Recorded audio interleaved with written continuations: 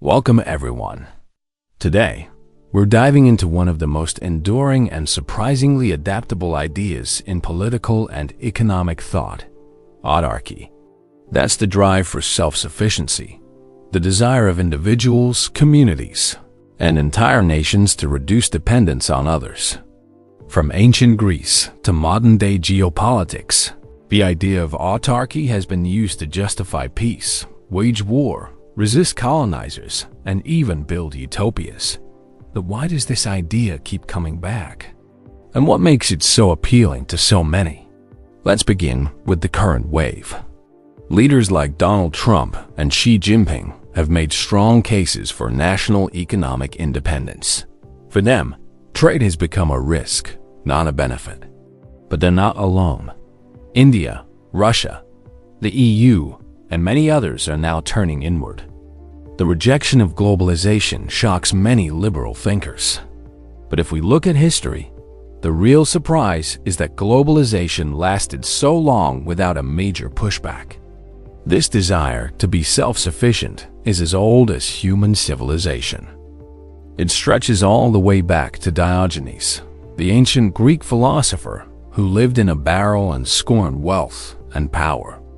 When Alexander the Great visited him and asked what he wanted, Diogenes just replied, "Stand out of my sun." Diogenes embodied the personal ideal of autarky, total independence from society and material needs. For him, being self-sufficient was the path to wisdom. And this notion soon expanded beyond individuals to entire city-states. Aristotle believed the ideal city should be self-sufficient. A good life, in his view, required independence from others, yet not isolation. He saw autarky as both personal and political, an ideal that connected families, citizens, and the state. Later, Christian scholars like Thomas Aquinas built on this idea. He spoke of God's self-sufficiency as the highest virtue.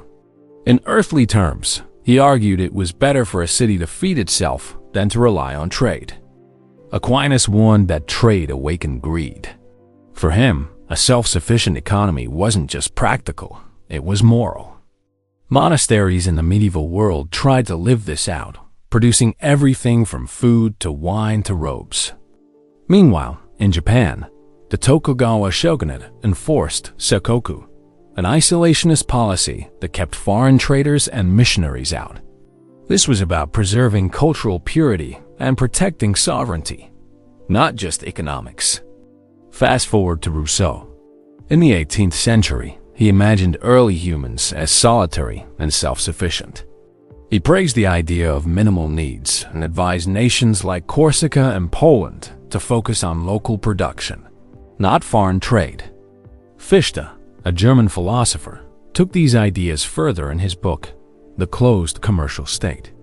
He believed that peace could only come if nations stopped trading with each other.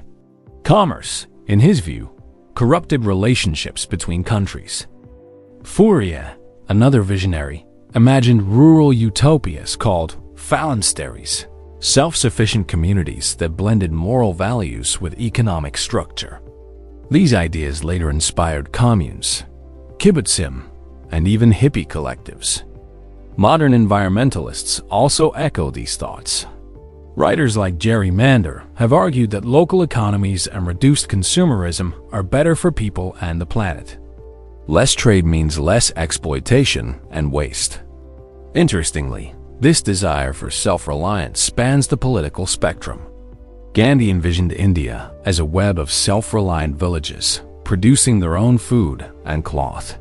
For him, it was a spiritual and anti-colonial mission. Julius Nyerere of Tanzania had similar goals. He believed colonialism had harmed Africa's natural economy, so he called for a return to farming communities with minimal foreign dependency. And then there's Robert Lefebvre, a libertarian who believed in autarchism, total personal self-rule. He wanted individuals to be so independent that they wouldn't even need a government. Autarky also appeals to those who believe in survivalism. The Free State Project in New Hampshire is one such example. drawing libertarians together to live independently under minimal government. But let's be clear, autarky hasn't always ended well. Hitler's obsession with national self-sufficiency fueled brutal expansionism. Stalin, Mao, and Kim Il-sung also promoted it, often with devastating results for their people. For example, Mao's Great Leap Forward forced farmers to make steel in backyard furnaces. Kim Il-sung's Juche ideology led North Korea into extreme isolation, creating a closed society with chronic shortages.